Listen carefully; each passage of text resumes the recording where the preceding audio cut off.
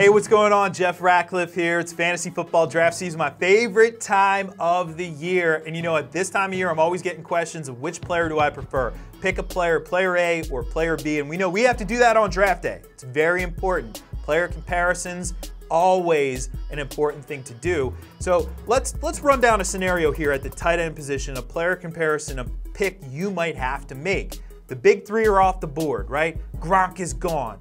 Kelsey's gone, Ertz is gone, and you want to get a tight end. You're looking down and you see two options at the top of your board. You see Greg Olsen and Delanie Walker. Two oldies but goodies. Who are we going with there? All right, so let's break this down.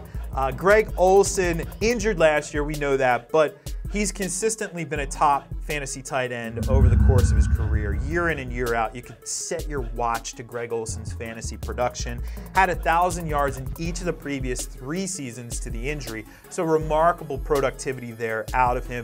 And he's typically such a heavy volume guy. That's the most important part at tight end, is these guys seeing targets, consistent targets, and that's certainly what Olsen has seen. But getting up there in age, as I alluded to, age 33 season, coming off of that fairly major injury last year as well.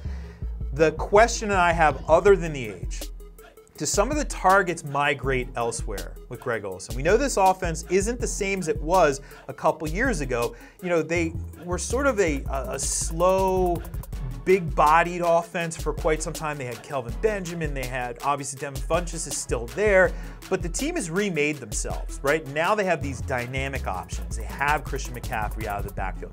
They have DJ Moore, the dynamic young rookie. They have Curtis Samuel, who is now healthy and should be on the field this year.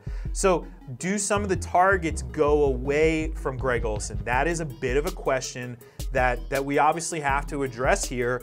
And it's a concern. It's a little bit of a concern, but you know, not a major one. I still think he's going to get his. When you have a guy like Greg Olsen on the field, he's going to get his target. So let's talk about Delanie Walker, also getting up there in age. He's 34 years old now, so hey, no spring chicken at all, but also very productive in recent seasons. When you look at what he's done in particular over the last 3 years, 3 straight top 5 fantasy finishes at the position.